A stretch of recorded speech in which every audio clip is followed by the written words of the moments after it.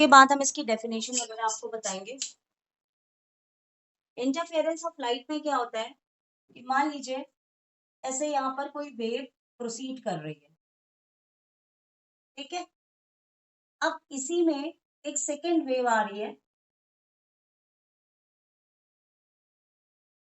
ऐसे जा रही है। तो ये आपकी फर्स्ट वेव है, मान लीजिए y1, ये आपकी सेकेंड वेव है, मान लीजिए y2।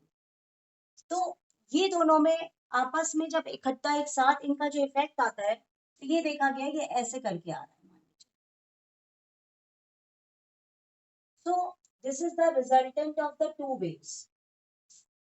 दैट मीन्स ये दोनों वेव्स का प्लस हो गया, ये बड़ा वेव का एम्पलीट्यूड बन रहा है। तो इसे कहते हैं इंटरफेरेंस ऑफ लाइट। अगर मान लीजिए कोई वेव ऐसे जा रही है इस तरीके से, अब एक वेव मान लो ऐसे जा रही है उल्टा, तो इसका जो नेट रिजल्टेंट आ जाएगा, मान लो ऐसे चला गया, कम का चला गया, ऐसे कर। तो कभी कभी वेव्स में एडिशन भी हो जाता है, कभी कभी वेव्स में आपका एम्पलीट्यूड कम भी हो जाता है। तो डिपेंड करता है कि जैसे ये दोनों वेव्स देखो ऐसे ही जा रही है, तो इनको कहते हैं सेम फेज में जा रही है। और यहाँ पर ये जो वेव्स हैं, कोई वेव ऐसे जा रही थी और ये वाली वेव ऐसे जा रही थी, ये वाली y2 वेव और ये वाली y1 ऐसे जा रही थी, तो ये अपोजिट फेज में जा रही थी। तो इनका जो रिजल्टेंट वेव था वो कम हो गया। यानी जब दो वेव्स आपस में सुपरइम्पोज करती हैं तो रिजल्टेंट वेव आता है, कभी वो बढ़ के आता है, कभी वो कम होके आता है। But the superimposition of the two waves is known as interference of light. इसको हम इंटरफेरेंस कहते हैं। जैसे मान लो तुम्हें एक बात बताओ, एक रूम में अभी मान लो ये एक लाइट जल रही है। अभी हमने क्या किया कि हमने यहाँ पर एक लाइट और जला दी, ठीक है। तो अब टोटल इस रूम में लाइट का इफेक्ट बढ़ गया कि नहीं, ये बताओ, है ना। तो इसी तरीके से अगर एक लाइट जल रही है और हमने एक लाइट और बंद कर दी तो टोटल इफेक्ट कम हो गया। तो इसी को इंटरफेरेंस ऑफ लाइट कहते हैं। अब हम इसकी डेफिनेशन आपको बताने जा रहे हैं, लिखिए आप उसको। When two light waves of same frequency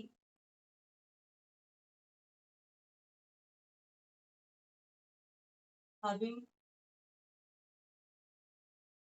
constant phase difference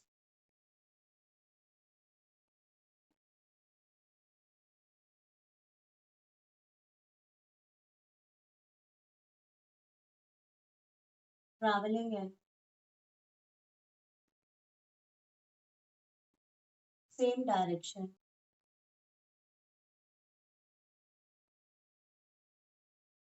superpose each other.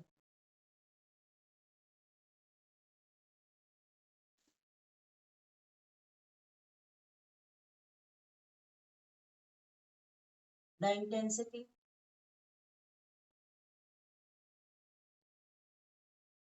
gets redistributed.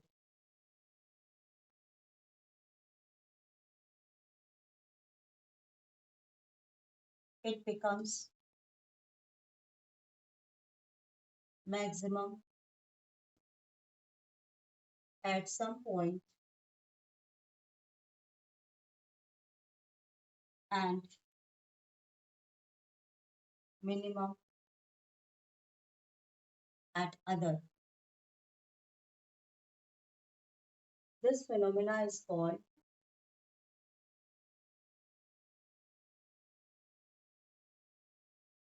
intensity of light, interference of light.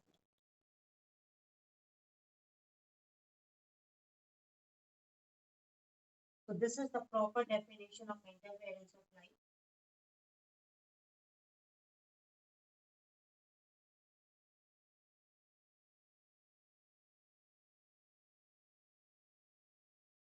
The picture you can make in this way.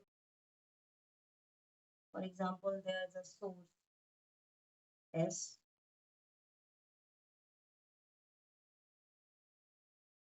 Now there are two monochromatic sources, S1 and S2.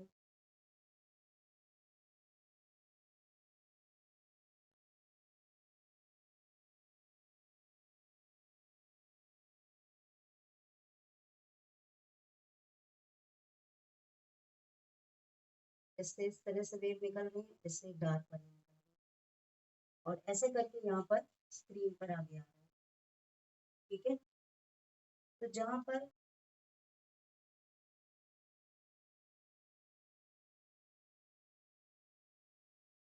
ऐसे करके यहाँ पे sources बनेंगे आपके। ठीक है, P1, P2, P3, यहाँ पर कुछ आपके डार्क फ्रिंज बनेंगे, फिर आपके ब्राइट फ्रिंज बनेंगे। इस तरीके से फ्रिंजेस बनते हैं, फिर डार्क बनता है, फिर ब्राइट बनता है। डार्क फ्रिंज वहां पे बनता है जहां पर दो वेव्स अपोजिट फेस की मिलती हैं, और उनका नेट जो रिजल्टेंट होता है वो जीरो हो जाता है, मिनिमम हो जाता है। ब्राइट फ्रिंज वहां पे बनता है जहां पे दोनों वेव्स आपकी सेम फेस में मिलती हैं और आपका इंटरफेरेंस मैक्सिमम हो जाता है, तो वहां पे हमें ब्राइट फ्रिंजेस मिलती हैं। तो ब्राइट फ्रिंजेस को हम कंस्ट्रक्टिव इंटरफेरेंस कहते हैं और उसे डिस्ट्रक्टिव इंटरफेरेंस कहते हैं। तो so after that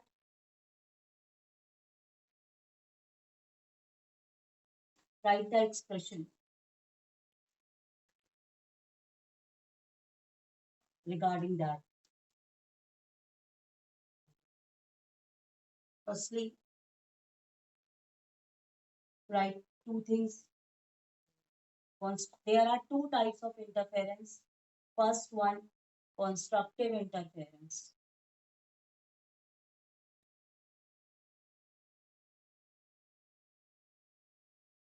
When crust of one wave falls on crust or trough of one wave falls on trough of another wave.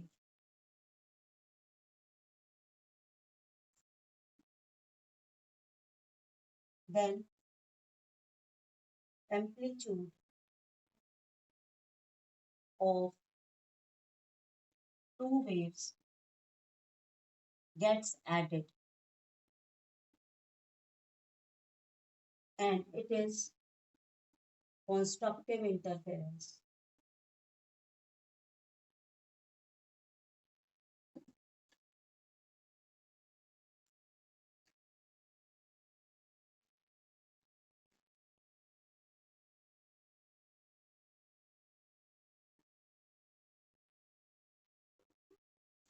इसको पहले समझ लीजिए क्या होता है।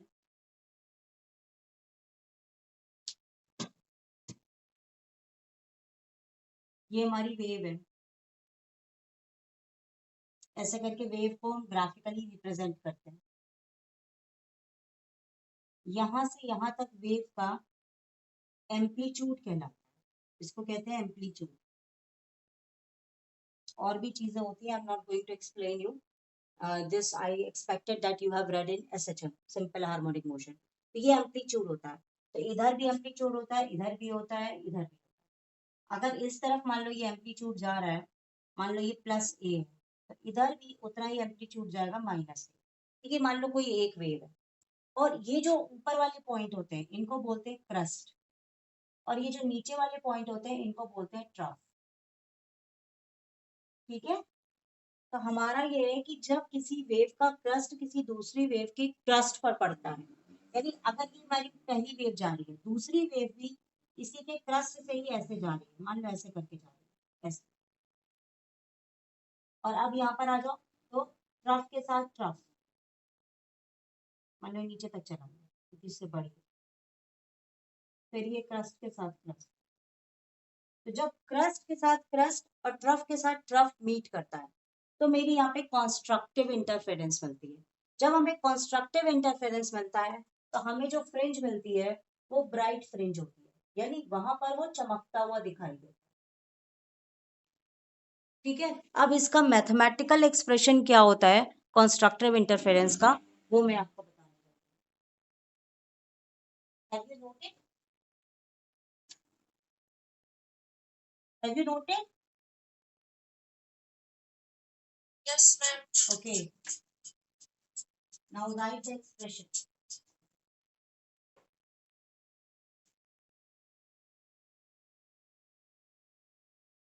या मैं ऐसा करती हूँ डिस्ट्रक्टिव का लिखा के फिर आपको इकट्ठा में उसका मैथमेटिकल एक्सप्रेशन लिखा देता हूँ। Write down next type of interference, destructive interference, when crust of one wave falls on trough of another wave, the intensity of resulting waves get reduced or becomes zero. This is known as destructive interference.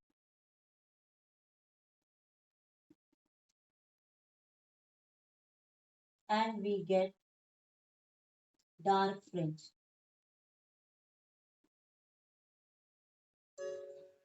Dark fringe. यहाँ पर ये wave जैसे मैंने बताया उल्टी हो जाएगी। ये आपकी पहली वेव है, आपकी दूसरी वेव जैसे इसका क्रस्ट है तो दूसरी वेव का ये ट्रफ आ जाएगा इस पर। ये फर्स्ट वेव है y1, ये सेकेंड वेव का ट्रफ आ गया, ये क्रस्ट आ गया, ये ट्रफ आ गया, फिर यहाँ पर इसका ट्रफ है तो इसका क्रस्ट आ गया, इसका रिजल्टेंट वेव 0 हो जाता है।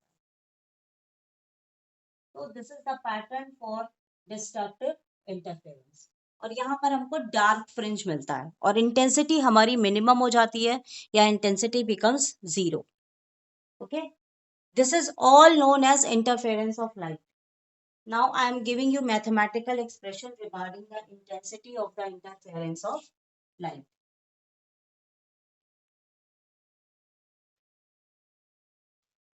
Mathematical expression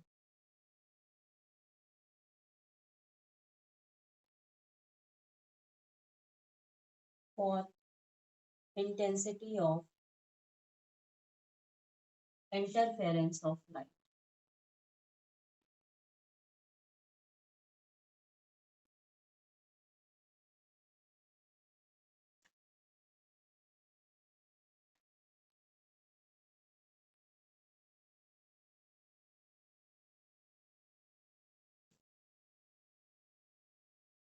Let there are two waves superimpose on each other.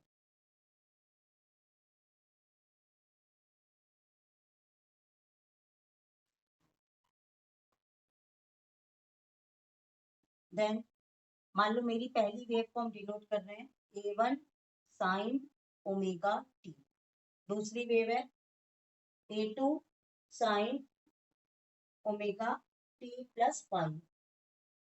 अभी इसको मैं थोड़ा सा समझा दूं फिर आगे बढ़ते हैं। 2 मिनट आप ब्लैक बोर्ड पर देखो।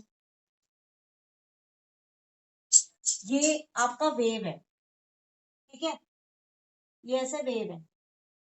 इस वेव को मान लो हम y1 से डिनोट करते हैं। मान लो मैं ऐसे बना रही हूँ, एक मिनट, मान लीजिए मैंने ऐसे वेव बनाया, ये आपका y1 वेव है। ये आपका एम्पलीट्यूड कितना है A1, ठीक है। ओमेगा टी जो होता है ये फेज डिफरेंस होता है, इसको क्या कहते हैं, फेज डिफरेंस। यानी यहाँ पर ये जैसे वेव यहाँ से शुरू हो रही है तो फेज डिफरेंस होता है एंगल्स वाले, ये तुम्हारे एम्पलीट्यूड होता है, और ये किसी वेव का डिस्प्लेसमेंट होता है। सारी वर्ड्स का मैंने आपको मीनिंग बता दिया। इसी तरह अगर मान लीजिए सेकेंड वेव है, ये ओमेगा टी प्लस पाई, पाई आपका फेज डिफरेंस है, ठीक है। तो यहाँ पर ये वेव अगर यहाँ से शुरू हो रही है तो मैं कहती हूँ कि ये वेव मान लीजिए ऐसे शुरू होगी। देखो ये वेव यहाँ से स्टार्ट हो रही है मान लो ओमेगा टी के लिए, अब इसमें मान लो फेज डिफरेंस आ गया, मान लो ये वेव यहाँ से शुरू हो जाएगी, फिर सेम पैटर्न पर नहीं होगी। मान लीजिए y2 हो गया, और मान लो अब इसका जो एम्पलीट्यूड आ रहा है ये मान लो a2 हो गया। अलग अलग वेव का एम्पलीट्यूड अलग अलग है, फेज डिफरेंस अलग अलग है। तो अब ये दोनों वेव्स मान लो एक दूसरे के ऊपर सुपरइम्पोज हो गई। अब इसके बाद क्या होगा, जब ये सुपरइम्पोज होंगी तो इनकी इंटेंसिटी पे असर पड़ेगा, या तो इंटेंसिटी बढ़ेगी और या इंटेंसिटी घटेगी। तो वो किस तरीके से आपस में इंटरफेरेंस होता है, उसका एक्सप्रेशन कैसे निकालते हैं। तो नेट आपकी जो वेव होगी, मैं यहाँ पे लिख रही हूँ, नेट वेव क्या हो जाएगी, y1 प्लस y2, दोनों वेव्स आपकी ऐड हो जाएंगी। जब दोनों वेव्स ऐड हो जाएंगी, हाँ, sign omega T plus a2 sine omega T plus five, ये दोनों वेव्स आपकी ऐड होगी। अब यहाँ पर हम इसको कैसे सॉल्व करें, इसमें ये तो ठीक है, ये वाला भी थोड़ा कंफ्यूजन है। यहाँ पर आपका फॉर्मूला लगेगा। फॉर्मूला आपका क्या होगा, आपका एक फॉर्मूला होता है साइन ए प्लस बी, इसका फॉर्मूला होता है sign A cos B plus cos A sine B, ये फॉर्मूला होता है। अगर इस फॉर्मूले से हम इसको एक्सपैंड करेंगे तो हम क्या एक्सपैंड करेंगे, देखिएगा अभी मैं यहाँ पे लिख रही हूँ, बहुत लंबा डेरिवेशन है और वो पढ़ना जरूरी है, ठीक है। यानी नेट आपका वाई हो गया a1 sign omega T plus a2 sine omega T plus five. अब आप इसको इलेबोरेट करोगे, ये हो गया a1 sign omega T plus a2। अब हम इसको इस फॉर्मूले से एक्सपैंड करेंगे, तो sine omega T cos five, फिर cos omega T sine five, ये हो गया आपका, ठीक है। देखो साइन ए कॉस बी, पहले साइन ओमेगा टी फिर कॉस फाइव, फिर कॉस ओमेगा टी फिर साइन फाइव। अब इसके बाद हम क्या लिखेंगे, a1 sign omega T plus इसको आप मल्टीप्लाई करो a2 sine omega T cos five, यहाँ पर a2 cos omega T sine five. अब देखो ये साइन ओमेगा टी है और ये भी साइन ओमेगा टी है, लेकिन इसमें कॉस ओमेगा टी है, तो हम इन दोनों को एक ही ब्रैकेट में करेंगे, इसका ग्रुप बनाएंगे। जब हम इसका ग्रुप बनाएंगे तो आपका कॉमन क्या हो जाएगा, साइन ओमेगा टी। आपका यहाँ पर क्या बचेगा, a1, यहाँ पर आपका बचेगा a2 कॉस साइन, यहाँ पर हो जाएगा a2 cos omega T sine five, ये आपका ऐसे हो जाएगा। समझ में आया, कोई प्रॉब्लम हो तो बताओ, फिर आगे बढ़े हम। अब यहाँ पर हमको एक एजम्पशन मानना पड़ेगा, एजम्पशन ये मानना पड़ेगा, देखो ये साइन ओमेगा टी है और ये कॉस ओमेगा टी है, ठीक, थोड़ा सा ध्यान रखना। तो ये अगर कॉस ओमेगा टी है तो हम इसको, ये जो a2 है ये इधर लिख सकते हैं, ऐसे करके। अब समझ में आ गया, कोई दिक्कत नहीं है ना। हम्म, ये साइन ओमेगा टी, ये कॉस ओमेगा टी, दोनों पे ध्यान रखना। तो अभी ये वाला और ये वाला, इसको मैं एक नया एजम्पशन मान लेती हूँ, let a1 plus a2 cos five is equal to, इसको हम अगर करके लिख रहे हैं इस तरीके से, कैपिटल ए साइन के साथ लिखो कॉस थीटा, जब यहाँ साइन है ये वाला साइन के साथ है, इस पे लिखो कॉस थीटा, ये वाला कॉस के साथ है, ये हमको ध्यान रखना पड़ेगा कि हमको क्या लिखना है। a2 साइन फाइव, इस पर लिखेंगे a, ये साइन लिखा हुआ है, ये वाला कॉस है ऑलरेडी, तो यहाँ पर लिखोगे साइन थीटा। ये लर्न करना, ये नोट है, ध्यान रखना यहाँ पर। अब इस पूरे की जगह हम ये वैल्यू रख सकते हैं, इस पूरे की जगह हम ये वैल्यू रख सकते हैं, तो ये हो जाएगा साइन ओमेगा टी, यहाँ पर a cos थीटा, हमने a यहाँ लिख दिया, cos theta plus a sin theta cos omega T, दोनों में से एक कॉमन आ गया, ये हो गया sign omega T cos theta plus sine theta cos omega T. अब अगर तुम इस वाले फॉर्मूले पे ध्यान दो तो ये फॉर्मूला उसी फॉर्म में हो गया, sine A cos B sine B cos A, यानी इसको हम लिख सकते हैं ए साइन, कौन कौन से दो एंगल है, ओमेगा टी और theta, omega T plus theta, यानी जो इंटरफेरेंस करके रिजल्टेंट वेव आई वो भी एक वेव का ही फॉर्म आया। तो ये शो करता है कि जब दो वेव्स आपस में मिलती हैं, नई वेव बनती है तो वो वेव का ही फॉर्म लेती हैं। So this is overall derivation. अगर आपसे क्वेश्चन आता है डेराइव द रिलेशनशिप या mathematical expression for the interference of waves of two light, आपको वो थ्योरी मत लिखिए लेकिन ये पूरा मैथमेटिकल एक्सप्रेशन एग्जाम में लिखना पड़ेगा, ठीक है। This is most important mathematical expression form of the wave. Now I'm going to find the value of the amplitude. ये मान लो इक्वेशन नंबर 1 है, ये इक्वेशन नंबर 2। हमने दोनों इक्वेशंस को स्क्वायर करके प्लस किया क्योंकि ये वैल्यू तो हम छोड़ आए, तो अब ये वैल्यू ऐसे थोड़ी छोड़ देंगे, तो हम क्या लिखेंगे, स्क्वायरिंग 1 एंड 2, स्क्वायर करो a1 plus a2 cos five whole square plus a2 sin five whole square is equal to A square cos square theta plus A square sine square theta. Done. अभी इसको square करो, A one square plus A two square cos square five plus two A one A two cos five. ये कैसे लिखा, A plus B का whole square होता है, इसका स्क्वायर फिर इस पूरे का स्क्वायर फिर टू ए वन ए टू कॉस फाइव। इतना समझ में आ गया मैंने क्यों लिखा ये।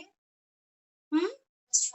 अभी इसको स्क्वायर करो, A two square sine square five, इधर पर ए स्क्वायर कॉमन ले लो, ये बन गया cos square theta plus sine square theta. Now A one square plus ये इधर कर लो टू ए वन ए टू कॉस फाइव। अभी ये बचा A two square cos square five plus A two square sine square five. ये इस पूरे का वैल्यू क्या होता है, 1, ट्रिग्नोमेट्री का फॉर्मूला है। ये क्या बन गया, A square. Clear. Hmm. Now A one square plus two A one A two cos five, यहाँ पर ए टू दोनों में से कॉमन है, प्लस हमने कॉमन ले लिया, A two square cos square five plus sine square five is equal to A square.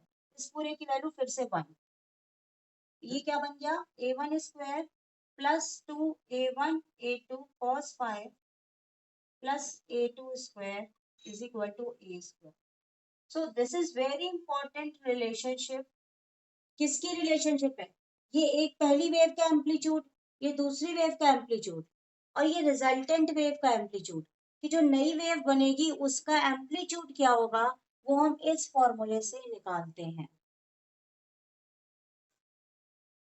मतलब जो नया वेव बन रहा है उसका एम्पलीट्यूड कितना होगा, इस फॉर्मूले से निकालते हैं। So this formula is very important in finding the intensity and amplitude. Intensity का लगाएगा amplitude of two waves which are interfering, और इससे ही न्यूमेरिकल आता है, अभी हम आपको सिखाएंगे। This is the formula in order to find the amplitude of two waves which are interfering with each other.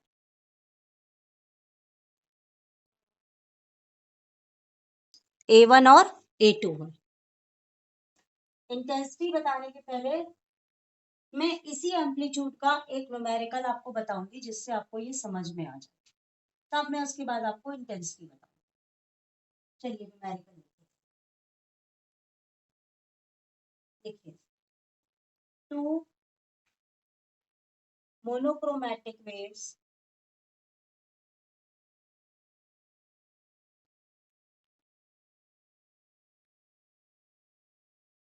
having amplitude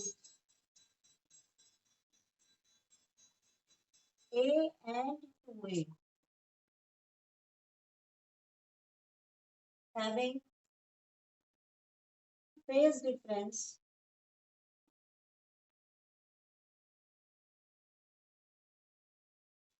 π/3 radian superpose each other.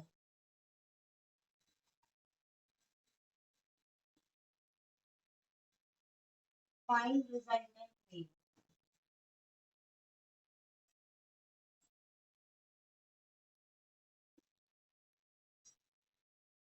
Amplitude. देखो इस तरह से इस फॉर्मूले के न्यूमेरिकल होंगे। यहाँ पर दो वेव्स हैं जिसके एम्पलीट्यूड ए और 2a है, यानी इस फॉर्मूले में a1 का वैल्यू a और a2 का वैल्यू 2a। ये cos फाई जो है वो फेज डिफरेंस है, यानी फाई का वैल्यू फेज डिफरेंस ये क्या लिखा है π/3, तो π/3। अब हमें नहीं पता ये π/3 क्या होता है, तो इसको सॉल्व कर लो। 180/3 यानी कितना आ गया 60 डिग्री। इतनी बात क्वेश्चन में समझ में आ गई? अब यहाँ पर फॉर्मूले में देखो a1 है a2 है, ये cos फाई है। अभी हम यहीं पर निकालेंगे cos फाई, यानी cos 60 डिग्री। cos 60 डिग्री की वैल्यू होती है 1/2। ठीक है। अब मेरा डेटा कलेक्ट हो गया, अब हमको इस न्यूमेरिकल को सॉल्व करना है। ठीक,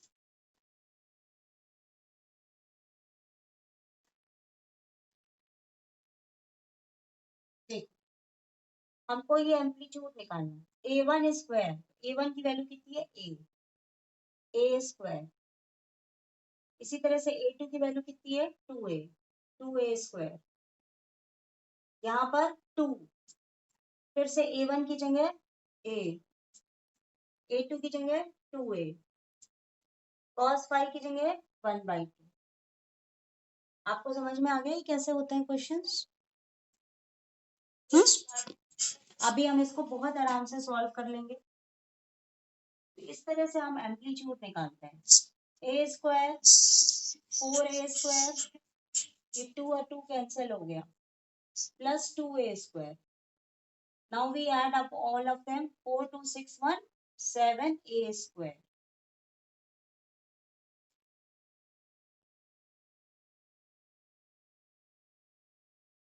and resultant amplitude, this is sorry हमने यहाँ गलती कर दी, ये a स्क्वायर है इधर फॉर्मूले में।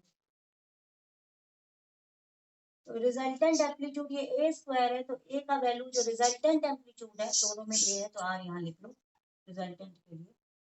ये हो जाएगा √7a, तो फॉर्मूले में ये a स्क्वायर करके।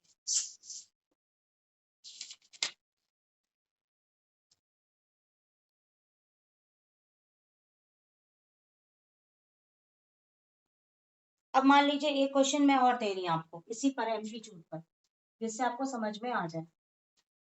Write down next question.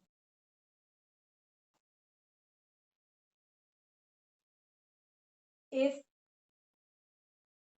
individual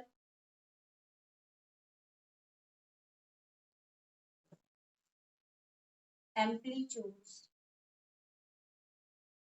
of two waves are 3 nanometer and 4 nanometer and phase difference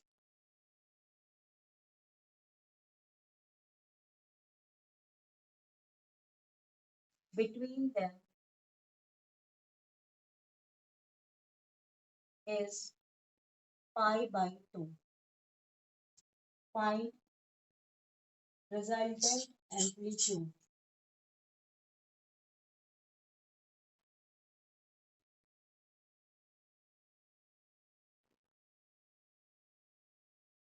अब मान लो मैथमेटिकली मैं सिखा रही हूँ तुम्हें इसी चीज, ठीक है?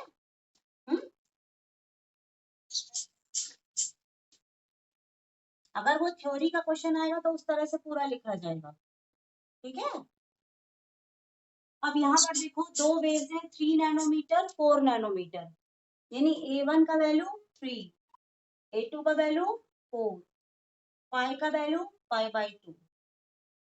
अब यहाँ पर पाई बाई 2 क्या हो जाएगा, 180/2, यानी कितना आ गया, 90 डिग्री। cos 90 का वैल्यू कितना होता है, 0। Now we substitute the values. 3 square, 4 square plus 2 into 3 into 4 into 0. Done? This is 9, this is 16 and this is 0. Clear? So value of a square is equal to 25. So value of a is equal to 5 nanometer. I think concept is clear. How will you find the resultant amplitude? Intensity of any wave is proportional to square of the amplitude.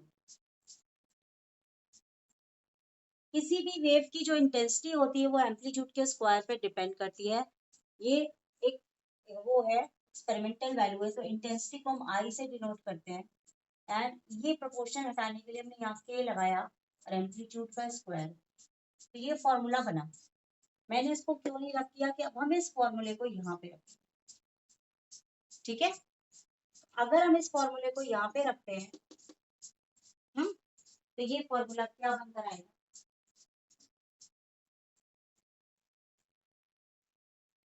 अगर हम इसी को यहाँ रखें intensity की form में तो ये क्या बनेगा, के ए स्क्वायर, ए वन की जगह के ए वन स्क्वायर प्लस के ये के स्क्वायर, ए टू स्क्वायर प्लस 2 के ए वन के ए टू cos फाइव। तो यहाँ पर भी के स्क्वायर है, यहाँ पर भी के, यहाँ पर भी के, यहाँ पर भी के का दोनों मल्टीप्लाई होकर स्क्वायर हो जाएगा। तो हमारी ये रिलेशनशिप चेंज हो जाएगी इंटेंसिटी के फॉर्म में, और ये जो रिलेशनशिप लिखी जाएगी A square is equal to A one square A two square two A one A two cos five. यहाँ पर ये स्क्वायर जो एम्पलीट्यूड का है वहां पर आई लिखना है, यहाँ पर तुम्हारा आई आ गया, ये रिजल्टेंट इंटेंसिटी, ये आई वन स्क्वायर ये आई टू स्क्वायर प्लस 2, यहाँ पर अंडर रूट हो जाएगा क्योंकि ए स्क्वायर पर आई है, उसको आई के टर्म में लिखोगे, under root I one I two cos five. तो बस ये डिफरेंस है, एम्पलीट्यूड में अंडर रूट नहीं होता, इंटेंसिटी में यहाँ पर अंडर रूट होता है। And this relationship is very important in order to solve different types of numerical. तो कौन कौन से हमें फॉर्मूले याद रखने हैं न्यूमेरिकल्स के लिए, वो मैं यहाँ लिख रही हूँ। Resultant intensity is equal to I1 square I2 square plus 2 under root I1 और I2 cos थीटा। अगर मान लो न्यूमेरिकल में इंटेंसिटी दिया हो तब ये यूज करोगे, या अगर इंटेंसिटी और एम्पलीट्यूड का है तो फर्स्ट वेव की इंटेंसिटी I1, दूसरे वेव की I2, उसी तरह से एम्पलीट्यूड निकालना है तो एम्पलीट्यूड इधर पर स्क्वायर करो। इससे रिलेट करके भी बहुत सारे न्यूमेरिकल होते हैं। अब हम एक के बाद एक आपको ये कराने जा रहे हैं, ठीक है। ये फॉर्मूला नोट कर लो, इसको लर्न कर लेना, बहुत ज्यादा इंपॉर्टेंट है, 1 या 2 नंबर के क्वेश्चन न्यूमेरिकल के इससे आ जाते हैं।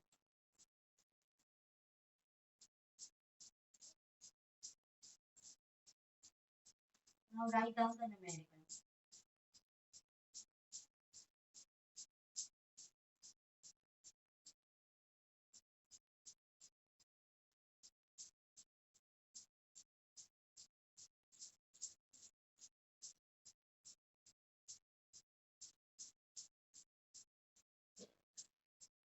Write down.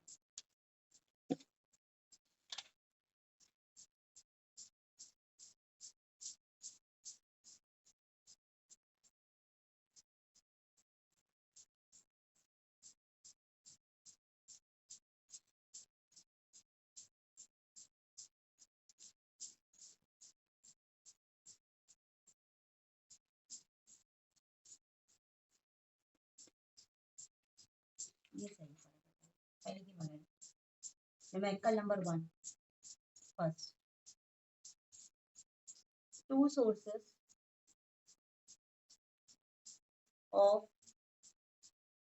intensity.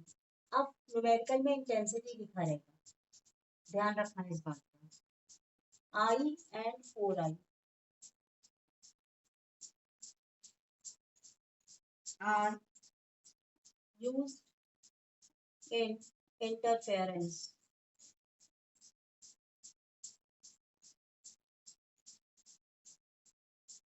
Find intensity या net intensity when phase difference is, मान लो केसेस है, पहला केस है 0, दूसरा केस है π/2, तीसरा केस है π।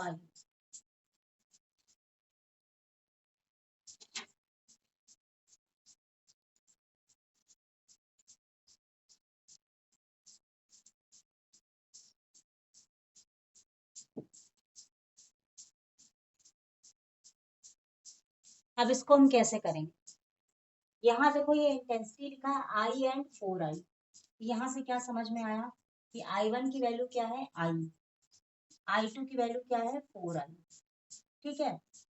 और इस फॉर्मूले में जो cos फाई है ये तुम्हारे फाई है, ठीक। तो अलग अलग केसेस के लिए हमको ये नेट रिजल्टेंट इंटेंसिटी निकालनी है। आपको क्वेश्चन समझ में आ गया? Yes ma'am.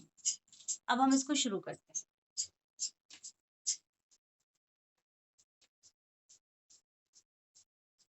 पहले हमने रिजल्टेंट इंटेंसिटी निकाल ली, क्या होगी I1 की जगह I², यहाँ पर 4I²,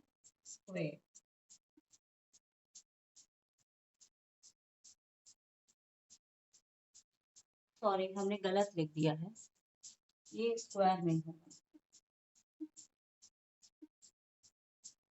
ठीक है। जब एम्पलीट्यूड वाला होगा तो स्क्वायर होगा, इंटेंसिटी वाले में कहीं पर भी स्क्वायर नहीं होगा, ठीक है। इसको सही कर लेना, वहां पर I होगा, यहाँ पर फिर हो गया 2, I1 की जगह I और I2 की जगह 4I और cos फाई, ये फॉर्मूला बन गया। ये फॉर्मूला है इंटेंसिटी का। देखो मैं फिर से बता दूं, थोड़ा सा उसको सही कर लो। अगर एम्पलीट्यूड पूछा जाएगा तो A1² A2² 2A1 A2 cos phi, लेकिन अगर तुम्हारी इंटेंसिटी कहा जाएगी इधर भी स्क्वायर रहेगा, मतलब सब में स्क्वायर रहेगा, ठीक है।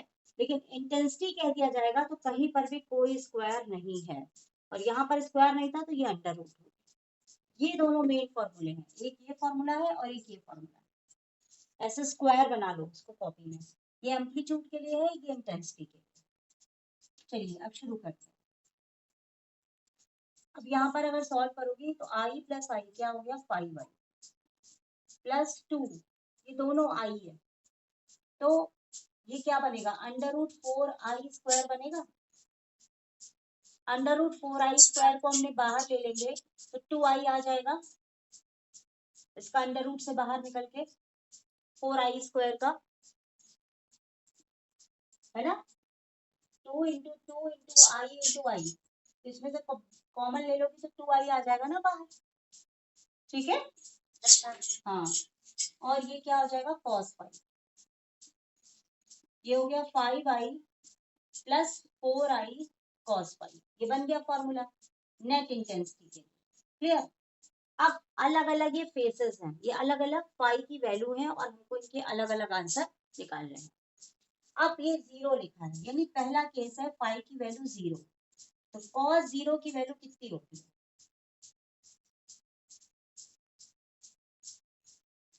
1, cos 0 की वैल्यू कितनी होती है 1। अभी हम इसमें रखेंगे IR = 5I प्लस 4I × 1, यानी 5I प्लस 4I, हमारा आंसर कितना हो जाएगा 9I। डन। अब सेकेंड क्वेश्चन, अभी थीटा का वैल्यू कितना है π/2, cos π/2 को बदलो 180/2 कितना हो गया 90 डिग्री। तो cos 90 डिग्री का वैल्यू कितना होता है 0, है ना। अभी मेरा फॉर्मूला क्या है IR is equal to 5i plus 4i cos 5, ये फॉर्मूला है, ये देखो ठीक है। तो cos 90 का वैल्यू कितना आया 0, तो ये 5i प्लस 4i इंटू 0,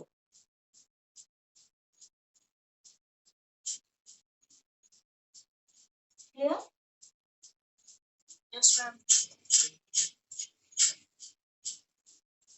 यहाँ पर मेरा आंसर कितना हो जाएगा, ये वैल्यू तो 0 हो गई, कितना आंसर आ गया 5i, ठीक है।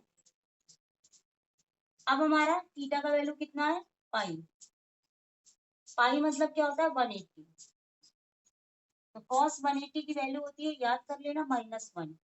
तो इस क्वेश्चन से मैंने तीनों वैल्यू बता दी, 0, 90, पाई, -1 होती है। अब हमने फिर से फॉर्मूले में रखा, मैं यहीं पे रख रही हूँ,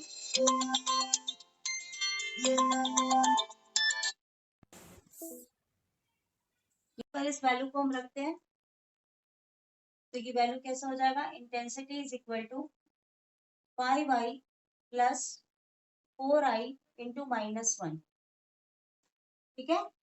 ये हो जाएगा 5i minus 4i which is equal to i।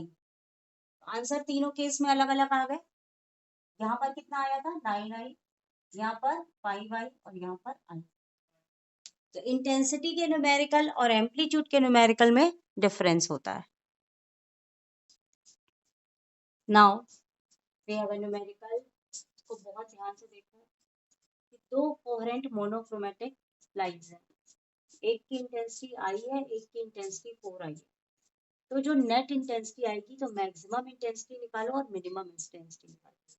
पहली चीज क्या है कि मैक्सिमम इंटेंसिटी हमको कब मिलती है और मिनिमम इंटेंसिटी हमको कब मिलती है, हमको ये पता होना चाहिए।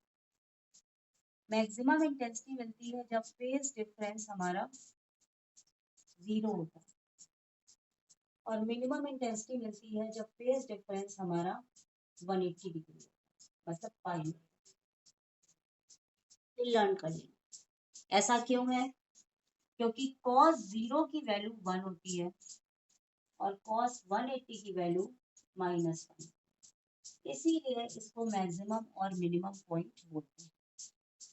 पहली चीज तो अब हमें आपको नेट वैल्यू निकालनी है, तो आपका इंटेंसिटी का फॉर्मूला क्या है I1 I2 2 under root I1 I2 cos pi, ये फॉर्मूला है, ठीक है। अब एक की इंटेंसिटी आई है, एक की इंटेंसिटी 4 आई है, हमने यहाँ वैल्यू रखी I प्लस 4i, यहाँ पर ये 2 हो गया under root I 4i cos 0, ये हो गया I plus 4i plus 2, 4i square है देखो अंडर रूट में, ये हो जाएगा 2 इंटू 2 इंटू आई इंटू 1, ये कॉमन ले लोगे तो 2i बाहर आ जाएगा, ठीक है। इसको बाहर लोगे तो आपके आ जाएगा 2i, और cos 0 की वैल्यू कितनी है 1, ये आपका हो गया I plus 4i plus 4i, यानी टोटल वैल्यू आपकी कितनी हो गई 9। क्लियर। अभी मिनिमम इंटेंसिटी निकालनी है, I is equal to I1 I2 plus 2 under root I1 I2 cos pi, I plus 4i plus 2 under root 4i square cos pi, यानी I plus 4i plus 2 into 2i cos phi की value यहाँ पर क्या है -1, ये देखो ऊपर, ये हो गया i plus 4i minus 4i, तो 2 जा 4i, ये दोनों कैंसिल और हमारा आंसर कितना आ गया i। तो मैक्सिमम और मिनिमम इंटेंसिटी इस तरीके से निकाली जाती है।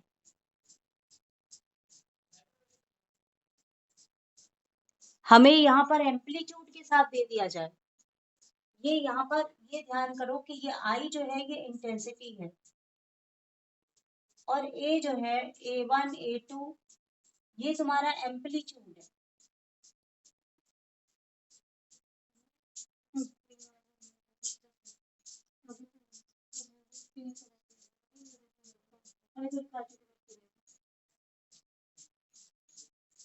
अब इससे रिलेटेड न्यूमेरिकल देखो, तभी ये कुछ समझ में आएगा। And this formula is very important, कभी भी इससे न्यूमेरिकल्स भी आते हैं एग्जाम में। ये तुम्हें इंटेंसिटी दी है, यानी I1 मैक्सिमा और ये I मिनिमा, ये है 25:9।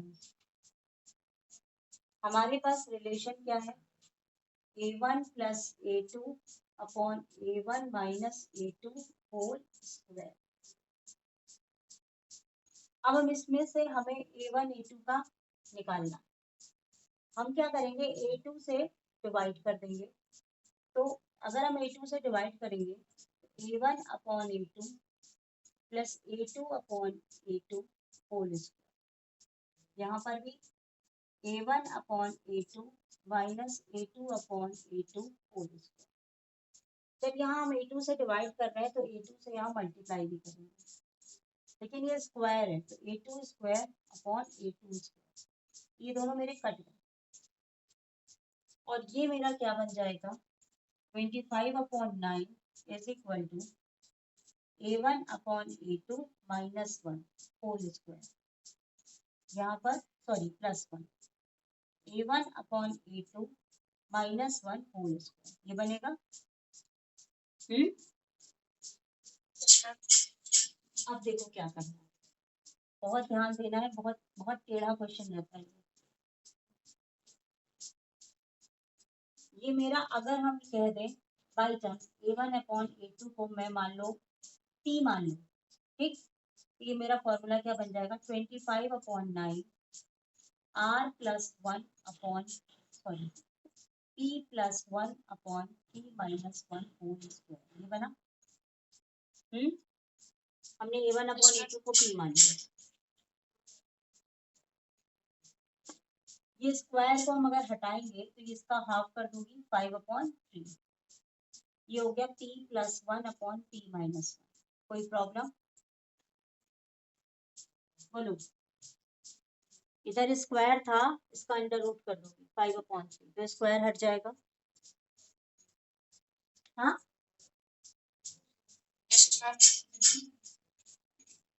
क्रॉस मल्टीप्लाई,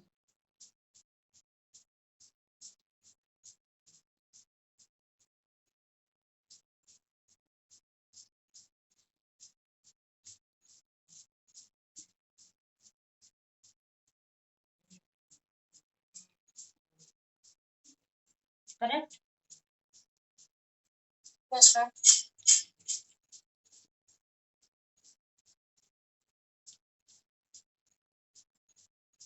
ये आ गया।